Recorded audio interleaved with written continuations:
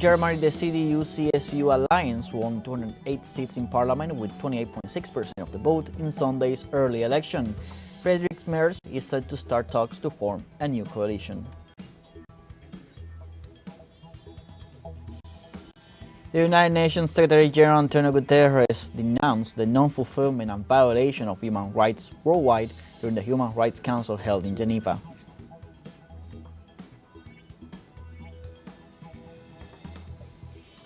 In Venezuela, a Conviasa airline plane arrived from Mexico with a new group of 242 Venezuelans as part of the return to the homeland plan.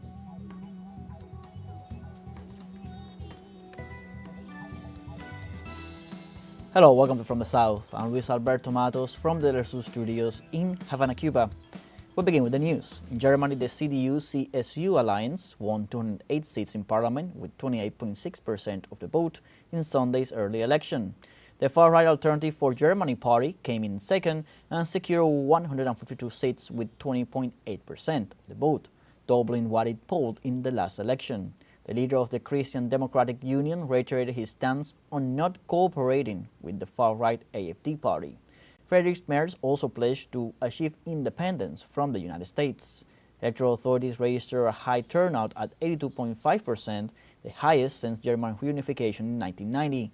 CDU leader Merz is set to start talks to form a new coalition.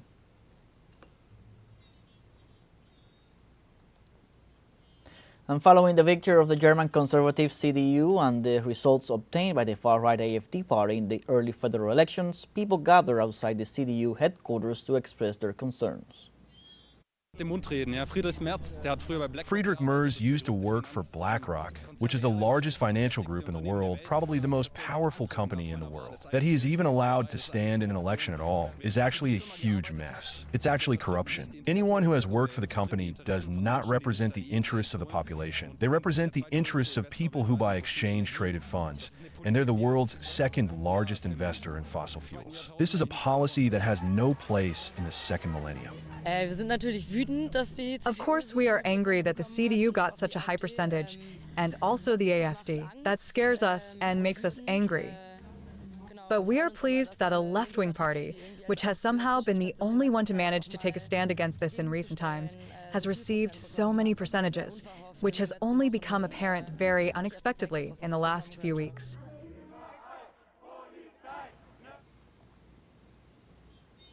Let's now take a closer look at the CDU candidate that led the election and now hopes to become Germany's chancellor. Friedrich Merz is a 69-year-old Christian Democrat who represents Germany's richest and most populous state, North Rhine-Westphalia, where he was born. To this moment, he has never held a government role, despite having aspired to the highest office in Berlin for over 20 years. Longtime rival of centrist former Chancellor Angela Merkel, within the CDU party, Merz was twice rejected as her successor as party leader, both in 2018 and 2021. Merz left politics for a lucrative second career at the world's largest asset management corporation, BlackRock, in 2016, and also served on many corporate boards, which made him a millionaire. Regarding future policy, he has pledged to scrap unemployment benefits and easier citizenship rules, and to introduce tougher border controls. Despite pledging to kill off the far-right AfD, he has already sought its support on migration clampdown.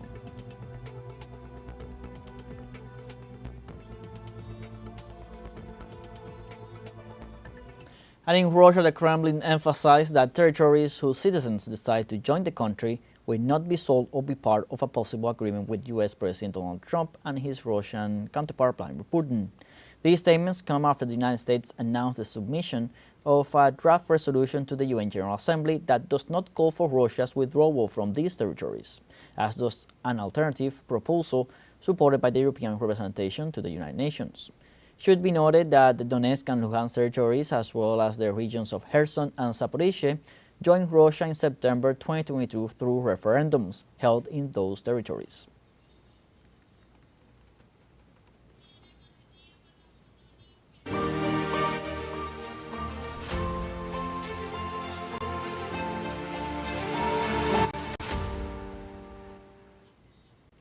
During a joint news conference with his Turkish Foreign Minister Hakan Fidan in Ankara, Russian Foreign Minister Sergei Lavrov said that Moscow is ready to negotiate with both Ukraine and Europe, but will not stop military operations only until the negotiations yield a firm, sustainable result. We are ready to negotiate with both Ukraine and Europe, with any representatives who in a spirit of goodwill would like to help achieve peace. But we will stop military operations only when these negotiations produce a firm, sustainable result that will be acceptable to the Russian Federation. Ukraine's absolute non-accession to NATO is also a must. There must be a clear, iron-solid agreement on this. At the meeting in Riyadh with our U.S. colleagues, we welcome the fact that President Trump has publicly and repeatedly called the line on pulling Ukraine into NATO as a mistake. Ukrainian President Volodymyr Zelensky denied that the financial and military aid he received during the Biden administration amounted to $500 billion. Zelensky declared this Sunday in a press conference that his country received military aid from the U.S. government in the form of subsidies, affirming that a subsidy is not a debt. The president refused to recognize the amount that his counterpart Donald Trump is demanding to pay, which could amount to $500 billion.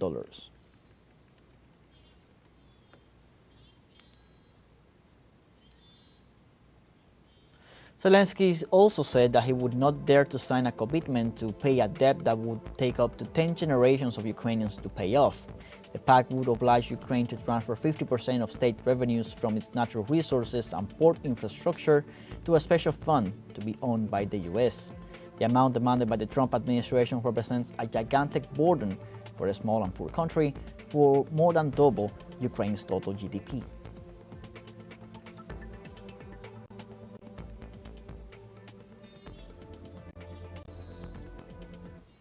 An Indonesian President Prabowo Subianto launched a sovereign wealth fund called Denounces Indonesia, which will manage assets worth $900 billion. The head of state stood out, having bolstered the fund as an initiative to contribute to the goal of an annual gross domestic product growth rate of 8% on his 5-year term, having surpassed the 5% achieved in 2024. Subianto and his team will monitor the fund. This fact made people worry due to the high levels of domestic corruption.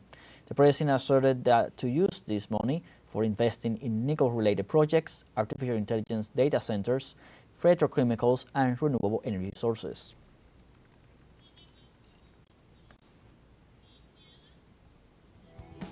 We now have our first short break coming up. Remember, you can join us on TikTok at teleSUR English, where you'll find news in different formats, news updates, and much more. We'll be right back. Stay with us.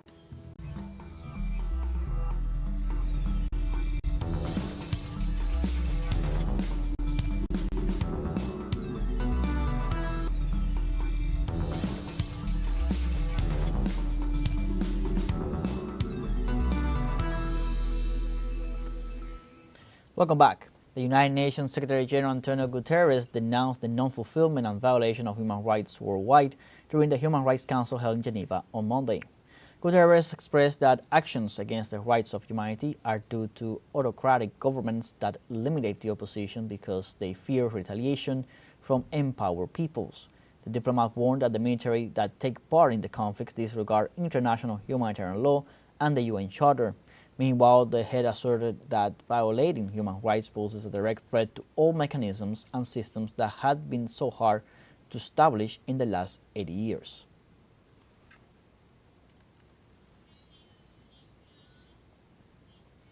In the Democratic Republic of the Congo, schools began to reopen in the city of Bukavu after the M23 armed group and Rwandan troops seized the city earlier this month.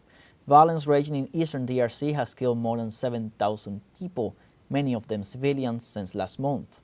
M23 forces seized large swaths of the mineral-rich eastern DRC, including the main cities of Goma and Bukavu.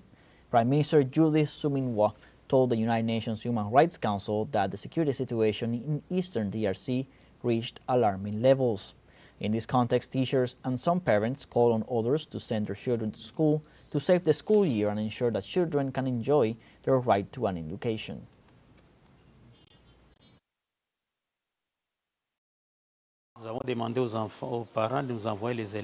We have asked children and parents to send us pupils from all over. The reasons for the resumption are that pupils have a right to education because they are the future. Safety is guaranteed and the national calendar will not be changed. In any case, I would ask all parents who are still hesitating to send their children to school to save this school year because otherwise it will not be beneficial for the children. I really ask all children and all parents to take heart and get back to work. Life has already returned to normal in Bukavu.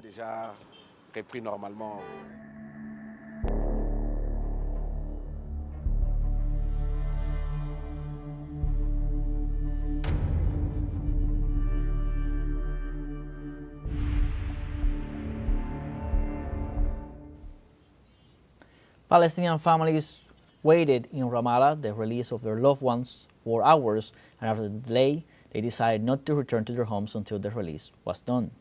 Some of the relatives managed to spend the night in two hotels habilitated by the government, but others, including families with children, slept in their cars. Saturday was set so that Israel released few more than 600 Palestinian prisoners and detainees. 445 detainees in Gaza, 97 people that will be deported to other countries, 43 West Bank prisoners and East Jerusalem, plus other 11 detained people in Gaza before October 7th.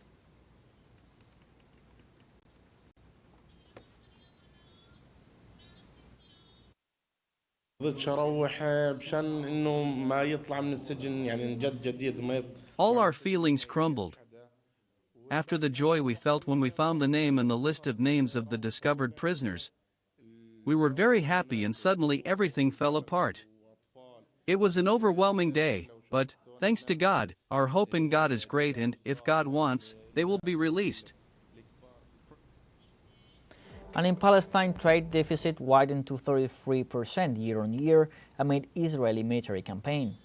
According to the Palestinian Central Statistics Office, imports rose to $598 million. The Palestinian Minister of Labor, Enas Tari, warned about the serious crisis suffered by the population in territories occupied by the genocide and the blockade imposed by Israel, stressing that recently the economy lost $20 million every day as a consequence. The institution also highlighted that even with the most optimistic scenario of a 10% annual growth, only in 2035 would the economic levels of 2006 be reached.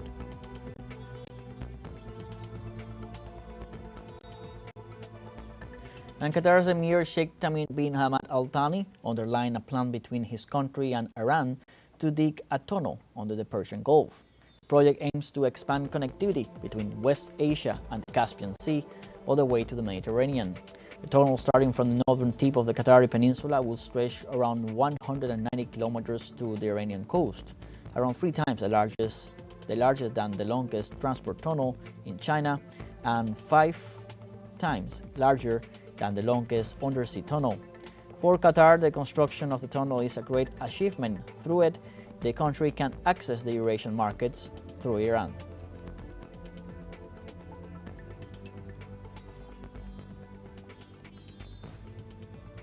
And in Iran, the armed forces are carrying out the second day of large-scale military exercises testing different weapons and military equipment. According to the information, drills were carried out by several units simultaneously. The Iranian Army and Islamic Revolution Guard Corps have fired anti-submarine missiles from helicopters, conducted aerial sweeps with fighter jets, and deployed dozens of military vehicles, including tanks, ships, and submarines. The Iranian Army's Deputy Commander for Coordination Affairs, Rear Admiral Habibullah Sayari, stated that the exercises are aimed at testing new tactics within the Army ranks, incorporating state-of-the-art weapons and equipment.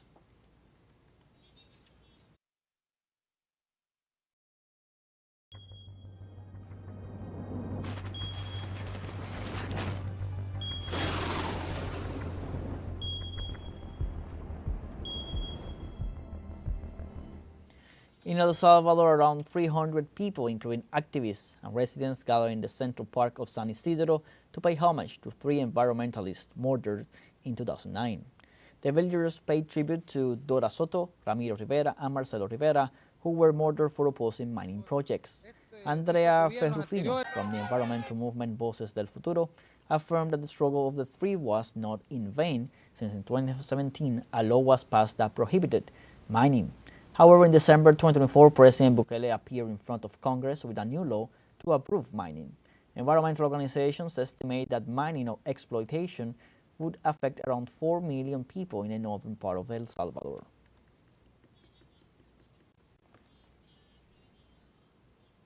And we have come to the second short break. Before we invite you to visit our YouTube channel at teleSUR English, there you'll be able to rewatch our interviews, top stories, special broadcastings, and more. Hit the subscribe button and activate the notification bell to stay up to date on the world's most recent events. Final short break, and go away.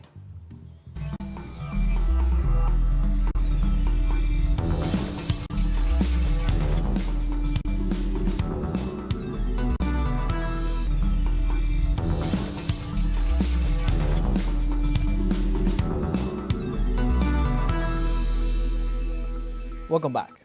Conviasa airline plane arrived in Venezuela from Mexico with a new group of 242 Venezuelans as part of their return to the homeland plan.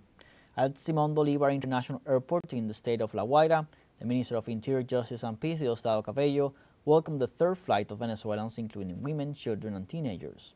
Cabello stated that state agencies prepared the medical and psychological protocols for the evaluation of some 94 men, 75 youth and 74 women. The plan return to the homeland has a humanist nature born in the Bolivarian Revolution by the hand of President Nicolás Maduro in 2018. Its mission is the return of Venezuelan migrants free of charge and with respect for their rights.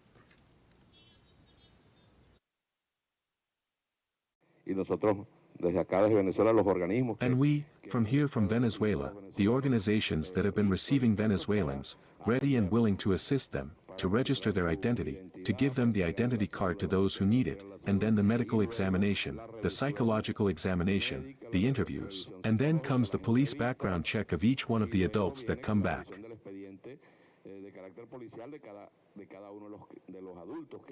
We do this thoroughly, a required step. Why is this necessary?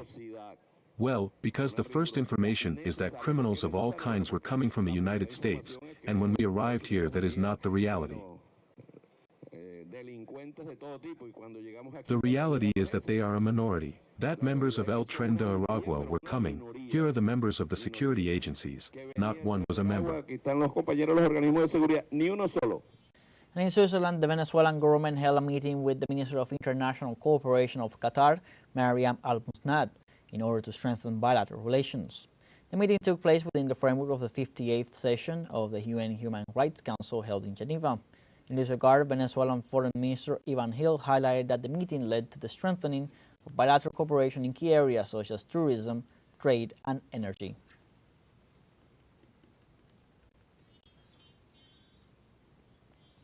Vatican officials said on Monday that Pope Francis had slept well and was resting, although he remains in a critical condition at Rome's Gemelli Hospital. The update was released in a brief statement by the press office of the Holy See after this Sunday reported that some blood tests show an initial mild renal insufficiency, currently under control. In the medical report of Sunday afternoon, it was explained that the Argentine pontiff, admitted since February 14th with bilateral pneumonia, had not had any more respiratory crisis like the one he suffered on Saturday, but that he was still being supplied with oxygen through nasal cannulas.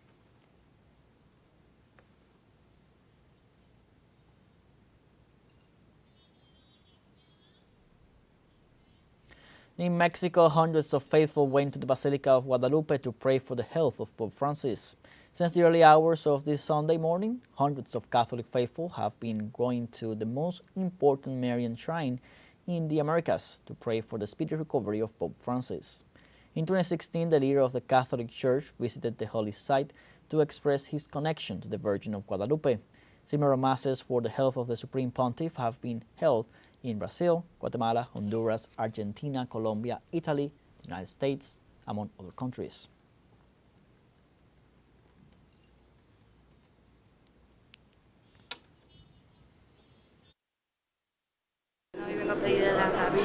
Today, I come to ask the Virgin for Pope Francis to wish him for his health recovery, so that she could help him out for all the good deeds he has done for us during his papacy, and that the Virgin will always be with him.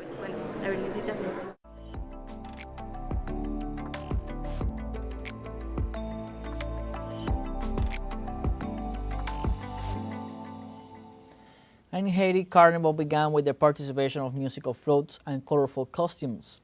This colorful activity, that is part of the most emblematic cultural events of the Caribbean country, revolves this year around the theme Jacmel Debout and will feature a multiplicity of artistic presentations. This year, the festivities began without official communication. However, a massive attendance of Carnival goers is expected.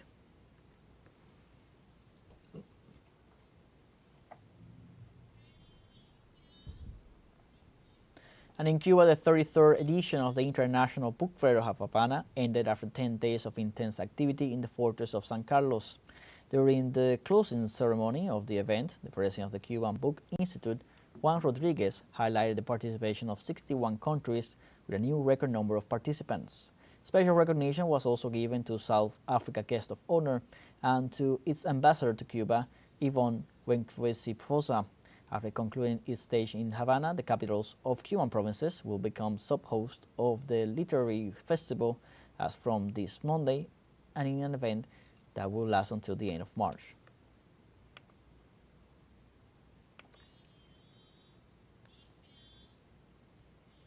In Venezuela, young musicians offer a mega concert in Plaza de la Juventud in Caracas as part of the celebration for the 50th anniversary of the National System of Youth and Children's Orchestras and Choirs of Venezuela.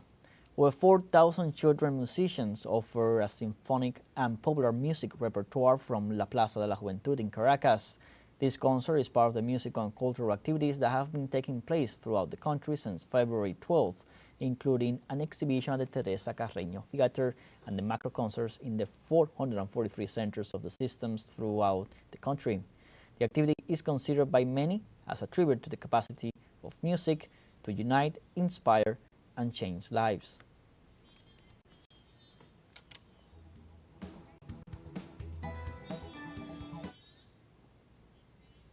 We have come to the end of this news brief. You can find these and many other stories on our website at telesurenglish.net.